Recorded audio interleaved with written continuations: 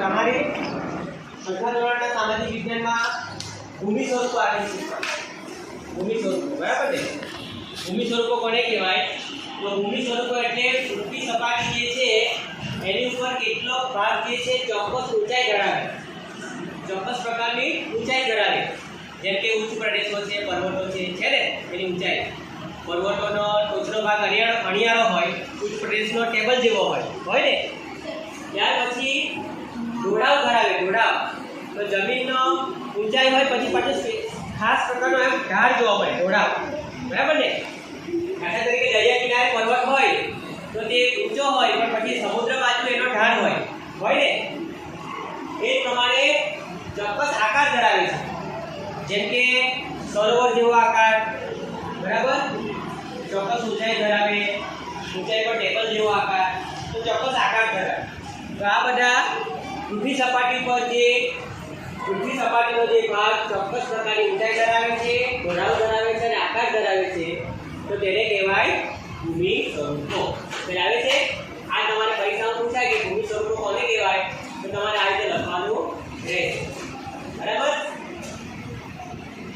તો ભૂમિ સ્વરૂપોમાં કેટલીક ભૌગોલિક સંકલ્પનાઓ એવી છે કે તે તમને સમજવા માટે તકલીફ પડે, બરાબર, મુશ્કેલી પડે, તમે મૂંઝાવો કરે અથવા તો તમે અર્થઘટન ના કરી શકો.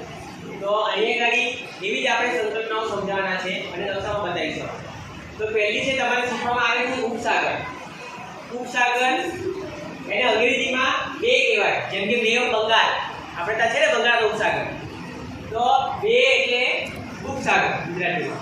ઉપસાગર એટલે જળ સાગરનો આંતરિક ભાગ, બરાબર.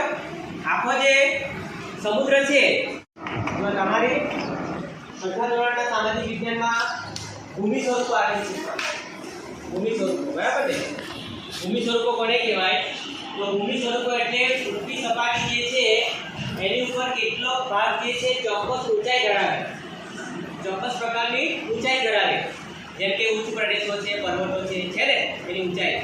પર્વતોનો ટોચનો ભાગ અણિયાળો હોય, ઉચ્ચ પ્રદેશનો ટેબલ જેવો હોય ને.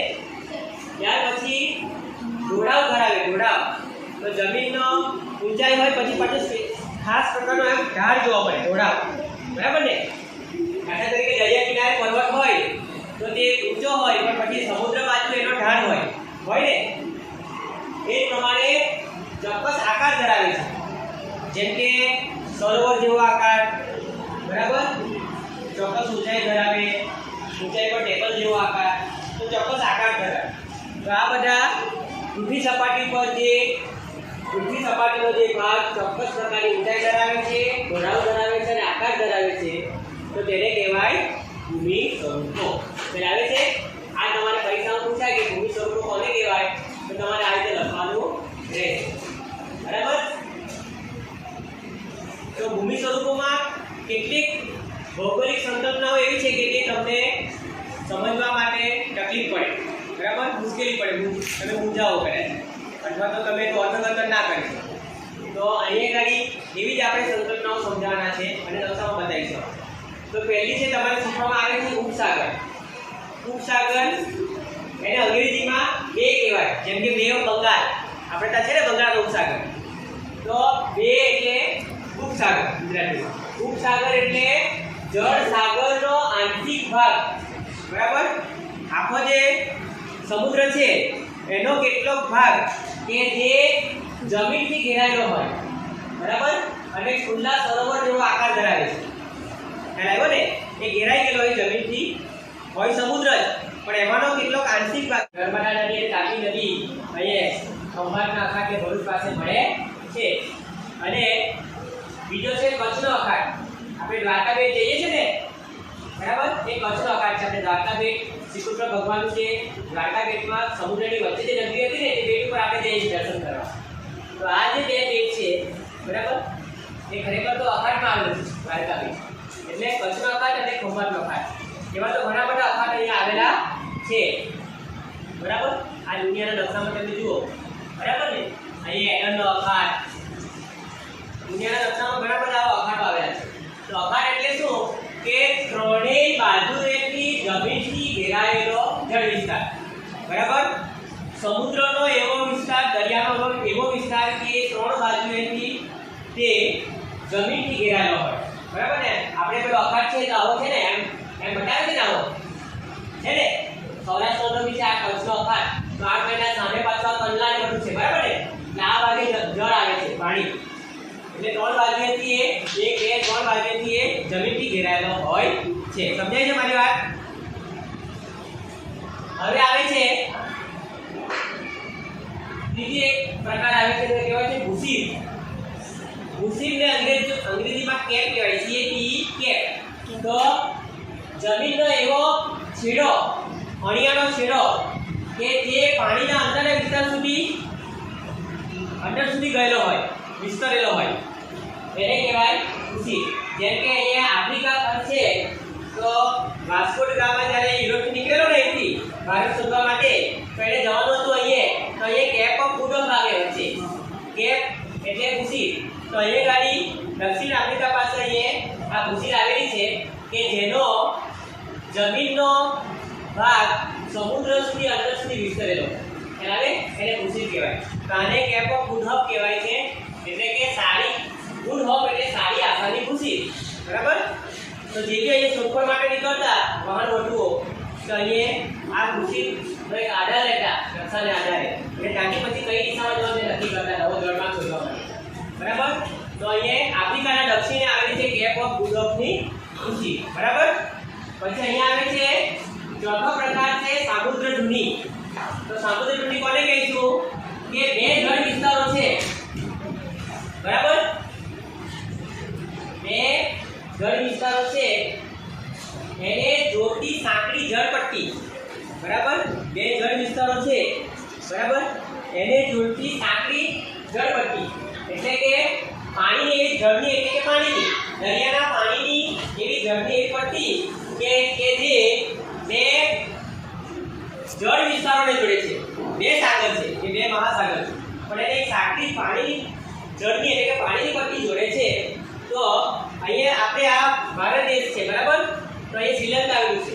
તો શ્રીલંકા અને ભારતની વચ્ચે પણ આવી સાંકડી જળપટ્ટી છે, બરાબર ને? એને શું કહેવાય? પાલતની સામુદ્ર ધુની કહેવાય. શું કહેવાય? પાલતની સામુદ્ર ધુની કહીએ છે. આપણે રામ ભગવાન ગયેલા, બરાબર ને? રાવણને સીતા માતા રાવણને અપહરણ કરી ગયા તો યુદ્ધ થયું ને, રામાયણમાં આવે છે ને પ્રસંગ. તો ત્યાં પેલા રામ નામના પથ્થર એમ કહે છે, બરાબર? પછી ચોક્કસ પ્રકારના એવા હલકા પથ્થર આવે કે જે પાણીમાં તરતા હોય, બરાબર? તેમાંથી ઉલ્લેખ છે. હવે આવે છે પાંચમો પ્રકાર આવે છે સંયોગી ભૂમિ. જો આમાં શું લખ્યું આપણે કે બે જળ વિસ્તારોને જોડતી સાંકડી જળપટ્ટી એટલે પાણીની પટ્ટી, તેને કહેવાય સામુદ્ર ધુની. અંગ્રેજીમાં એને કહેવાય સ્ટ્રેટ.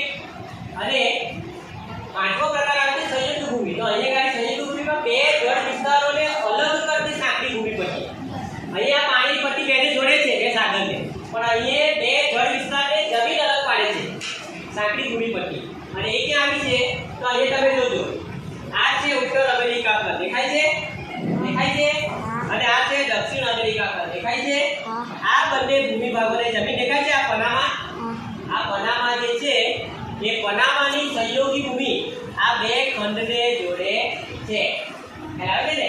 આ બે જળ વિસ્તારોને અલગ પાડે છે કઈ? પનામાની સંયોગી ભૂમિ. ખ્યાલ આવે છે? તો આ રીતે આપણે જુદા જુદા પ્રકારના ભૂમિ સ્વરૂપો વિશે ચર્ચા કરી. પહેલું છે ઉપસાગર. ઉપસાગર એટલે જળસાગરનો કેટલોક નાનકડો ભાગ જે ખુલ્લા સરોવર જેવો દેખાતો હોય. અખાત ત્રણેય બાજુથી જમીનથી ઘેરાયેલો હોય તેને અખાત કહેવાય. અંગ્રેજીમાં એને ગલ શું કહેવાય? ભૂસી એટલે કે જમીનની ભૂમિનો છેડો સમુદ્રમાં કે દરિયામાં કે મહાસાગરમાં અંદર સુધી વિસ્તરેલો હોય અણિયાનો ભાગ એને ભૂસી કહેવાય. અંગ્રેજીમાં એને કેપ કહેવાય. પછી અહીંયા આવે છે ચોથો ભાગ સામુદ્ર ધુની એટલે બે જળ વિસ્તારોને જોડતી પાણીની સાંકડી જળપટ્ટી, બરાબર? અને એક પાંચમો પ્રકાર છે સંયોગી ભૂમિ એને કહેવાય પીઠવર્ષ અંગ્રેજીમાં. અને જે બે પાણીના વિસ્તારોને અલગ કરે છે એવી સાંકડી ભૂમિ પટ્ટી, બે પાણીના વિસ્તારોને અલગ કરે છે એને સંયોગી ભૂમિ કહેવાય. અને જે આપણે નકશામાં જોઈ ઉત્તર અમેરિકા અને દક્ષિણ અમેરિકાની વચ્ચે. અહીંયા આપણે અગત્યના ભૂમિ સ્વરૂપો એની સંકલ્પના અને એની નકશામાં માહિતી મેળવી અહીંયા આપણે આ પૂરું કરીએ. છીએ.